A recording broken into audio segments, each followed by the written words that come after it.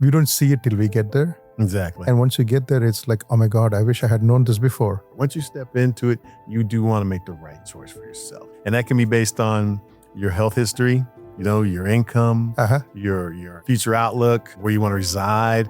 All these factors have to be played and put into the pot before you make that decision. Medicare is one of the best insurance you're ever going to have, but there are reasons behind that. But it's not perfect. And so with that imperfection, some of those gaps in coverages are related strictly to home care. The thing that really kind of excites me at the end of the day is understanding that I was able to help someone take away that fear of uncertainty. Good morning. Welcome to Connecting is Caring, podcast of New Wave Home Care. At Connecting is Caring, we connect the resources in our community, connect the real, true, hidden gems in our community, connect the various significant stories in our community. Today, we have a true gem in our community that I'd like to introduce. Rick, thank you so much for being on our show today. Absolutely. Rick is an absolute expert on Medicare. It's a language that I don't speak. And I'm really glad that Rick speaks that language and I don't. Rick, let's start at the beginning. Tell me a little bit about where you're born, raised. Tell me about your childhood a little bit. I'm a local product. So I was born in Linwood, California, had a couple of years there. We relocated to Altadena. So I am an Altadena, California native, was raised and went to almost every school that was in Altadena at the time. Transitioned more to the middle of the city here to John Marshall. Ended up at John Muir High School, so I'm a proud Mustang. And then from there, migrated over. And Mustang is the best in the high school. Mustang is John Muir is in Altadena. It's Dena High School. Altadena High School, okay. The home of Jackie Robinson. Oh, this is Bulldogs here, right? This is the Bulldogs down here. Okay. We don't get along. Well, that's what they say, right? But no. So after I got out of school, I went to Irvine. So University of California, Irvine. So that's where my son went. Exactly. My younger son, he went to UCI. Yeah, so we were anteaters, Izot and all that. So that was fun. And then from there was just, getting into the world and still staying in this area. But I've lived in LA County, Orange County, Ventura County, a small stint in San Diego County. But really, all the major counties I've had my feet touch the dirt. And so now I'm just back home. Wonderful. So what is upbringing like? Is there any stories from your childhood that kind of shaped who you are today? That's a good question because I think my parents both being teachers and they loved education, my father in particular. And with that, they really focused in on, providing service back to the community, obviously, dealing with the children. Very important. Exactly. And then seeing kids being raised up and running into some of their students later in life, it was always interesting to see how they react to it, wanting to shy away from the age difference, but just really being excited to see how successful they were. So I guess that as a kind of a backdrop to who I am, it really kind of gave me a feeling of an understanding of confidence in knowing that I can help, be helpful. And then also that service mentality that you do need to put back into the community. Wonderful. What's one interesting experience about your life that nobody knows about? So really, the fun thing for me is the fact that I was a track and field athlete coming up. So that's how I was able to get into college. I told my parents, and that's kind of the story. I told my father in particular when I was a freshman in high school, I said, you know what? I'm going to get a scholarship so you don't have to worry about my education. Which one in track and field? So in track and field, I actually got a scholarship in the field events primarily. That's what they recruited me. Sprinting? But no for jumping, and I was a pretty fast guy too. So sprinting, I did everything from the 100 to mile relays and whatnot. Nice. But triple jump and long jump were my specialty. And I think right now I have a little bit of a limp, maybe due to a lot of bouncing and bouncing. Are you excited about the Olympics coming up? Oh yeah. Definitely. Every year I like to get out there. I'll probably get 2 or 3 events in for sure. I plan to do that myself. Can't miss it. It's great. I love it. I was at 84 last time I was out here, and then was that 84? Yeah, 84, 88 rather, I think. And then this will be decades later, iteration of a guy getting older. But it's always fun watching the track and field. Oh, yeah. It is a fun event. So there's a story behind you starting the current business, TRH Insurance. Tell us that story. So, I mean, it's a happy, sad story, I like to say, because, I was working in a totally different environment. I was in the marketing. So in marketing, I had actually worked for the Yellow Pages. So to tell you how long ago that was. And in dealing with that, I had my upline bosses and whatnot who were, real good friends of ours, obviously, over time. We'd spent decades in that business. They were asking me to think about coming into the insurance and Medicare space specifically. I was like, oh, okay, whatever. But, I was blessed to be able to have the opportunity, in realizing that my mother, who had contracted cancer, unfortunately. Sorry to hear that. Thank you. To help her, because my sister, one day when my son and I went to go just visit, we looked at my sister and my son looked at her and I looked at her like, okay, what happened? Did you fall down some stairs? Did you, why do you look so disheveled, so beat up? And she was like, oh no, I'm just taking care of mom. I was like, okay. So I'm going to come and help. So we were at the time living out in the valley. And so I told my son, look, you're going to go live over here and I'm going to live over here with your aunt so we can take care of grandma. And just obviously with you, New Wave Home Care, you understand how difficult it can be to care for people. It is. I really didn't have that knowledge, most people don't. It's we don't recognize it enough because we don't see it till we get there. Exactly. And once you get there, it's like, oh my God, I wish I had known this before. Exactly. My sister looked so tired and worn down that, me coming into there to help her was just a revelation to me. I mean, we had a 2-story home where my mother resided, and I was going up the stairs getting my 10,000 steps, during the day by 2:00 every day. And it was just the understanding and the experience more so than anything of just what it takes to be a caregiver and how you really need to care for self. So revealing, right? Oh my gosh. It was just eye-opening like nobody's business. So that was my real kind of epiphany that, we need to do something a little bit more, more dedicated for this. And after my mother had passed, I just said, best way to pay her back and to acknowledge her is to help as many other people as I can. Do something about it. Exactly. Because she was meticulous. She understood. She had the insurance and everything all lined up properly. So our efforts were focused on helping and caring for her. Okay. So I can't imagine having been in that same experience and then having to worry about insurability, having to worry about, hospitalizations, medical. That would have just killed us. And I completely understand people's frustrations. So I said going into Medicare is going to be my venue and my avenue really to help people understand and to relate better with them so that I can take away some of that worry. Yeah. I mean, Rick, like I said earlier on, I don't speak the language of Medicare. Medicare can be very overwhelming to a lot of people, including me. What are the biggest mistakes you see people do when choosing a plan? So that's a great question too, Sam, because when choosing a plan, typically what people do is they try to get what they've had or what they're familiar with. And Medicare, I like to tell people all the time, it's the best insurance you're ever going to get. The reason behind it, though, is dependent upon how you enter into. So the key phase for people is that initial step in. Once you step into it, you do want to make the right choice for yourself. And that can be based on your health history, your income, your future outlook, where you want to reside. All these factors have to be played and put into the pot before you make that decision. Most people will just say, I had, blew this, cross that, and they want to stick with the same plan. Like, well, maybe that's not the option for them. So my conversations are always about more of the history of your life. What have you done? How have you lived? Where do you want to live? And that helps guide and shape what we need to do. And so when should someone actually start planning for Medicare? At what age? That's a really good question. I tell people all the time, it's one of those things you want to do as early as possible. But the reality is, for us in this country, 64 is really the key age when your thoughts need to really shift towards that and to look how you're going to move forward. There are some circumstances where you may need to do it a little earlier, just based on your own personal health. Okay. 64. 64. And are there any paperwork or any other things that you should prepare? Yes. And that's something that we focus on a lot. And I have a guide that we put out. It's called the 5 Essential Steps for Medicare Success. But what we really want to look at is, the bottom line documentation that you need. So if you're married, maybe it's your wife who's going to care for you if there was something catastrophic to occur.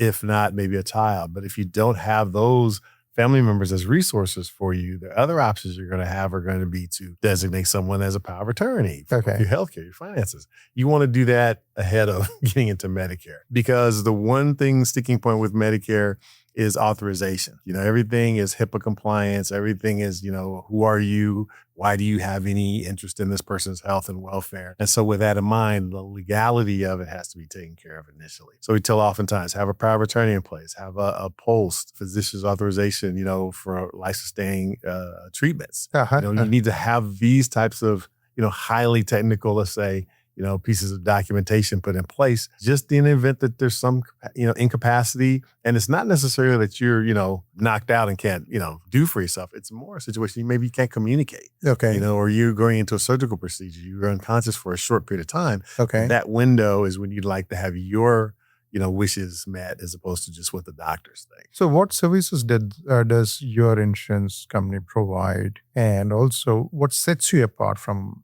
somebody else who does similar kind of services? Yes. So we're all licensed as life and health agents. Sickness, accident, disability are typically a part of that licensing. But with that, most agents that I run into are going to focus in on Medicare at a certain period of time and then other aspects of insurability at other periods of time. We like to call ourselves a very niche-oriented agency. So our agency's focus is strictly on Medicare and retirement health care. And by retirement health care, anything that's going to either be prior to or after your Medicare age. Because Medicare isn't just like 65 stop and jump into the bucket. Okay. It's a scenario where if you want to maintain your employer group coverage through age 70 or work longer, if you will, you can maintain that employer's coverage just as long as it's equal to or better than what Medicare can offer.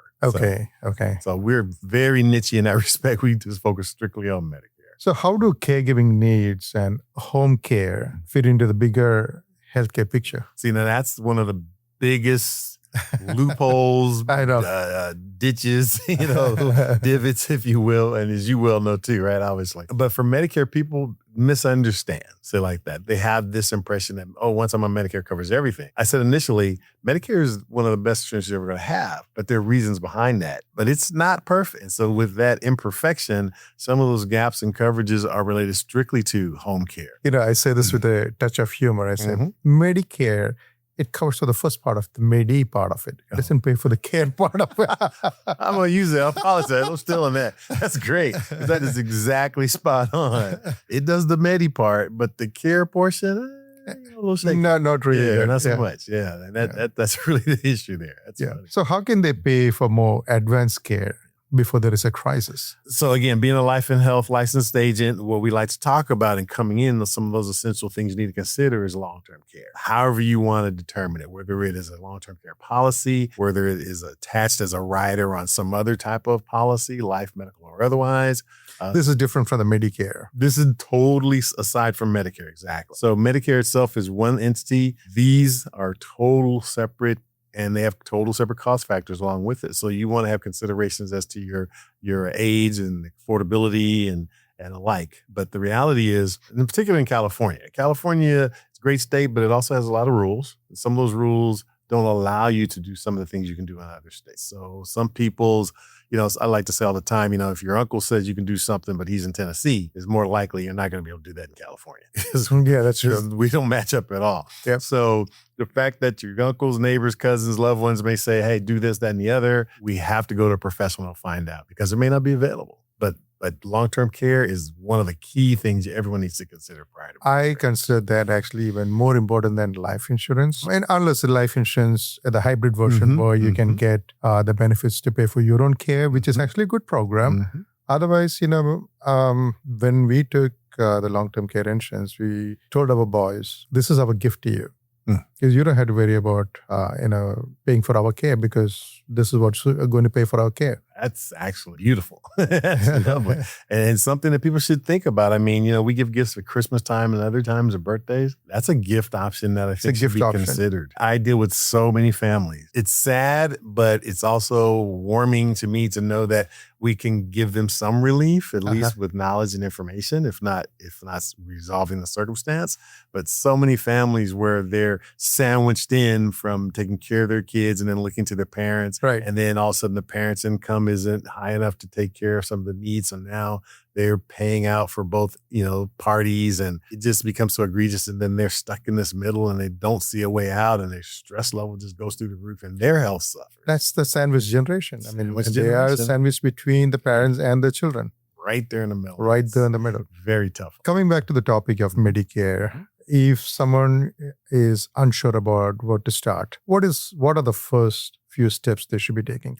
So we like to say there's 3 things you need to think about. The first one's access, then you need assessment, and then advanced care. The access point is really, as I mentioned earlier, kind of key to that in where you access Medicare, whether it be prior to 65 or even after. It's important to understand what's going to occur. So you need that education, you need that knowledge. You should consult with an expert so they can tell you, okay, this is what's going to occur. The assessment is ongoing, but every year, you want to reevaluate, not specifically for your health, but for other circumstances. So that's the key part. You had to redo this every year. You had to choose a program or enroll the program every year. So you don't necessarily need to re-enroll, but you need to look at where you are. Okay. So we tell it's a self-assessment that you need to do. Okay. Yeah, for most people, as they age, income and earnings change. So we need to look at financial responsibility. Is this plan set up properly for you to be able to sustain it moving forward through the year? So you can change the plans every year. That's the one of the beautiful things of Medicare. It allows you to change every single year wholly. You can do a complete wholesale change,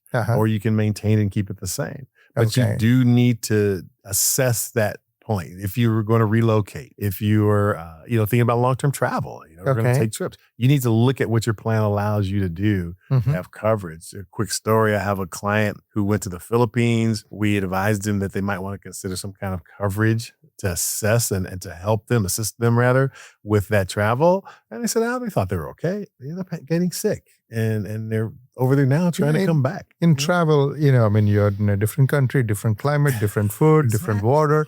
Everything is different, right? So likelihood of one getting sick while traveling is a lot higher. Especially coming out of this country. Yeah. So what's the most rewarding part of your work? Yeah, so that's a great question. The thing that really kind of excites me at the end of the day is understanding that I was able to help someone take away that fear of uncertainty, because that's really what it is.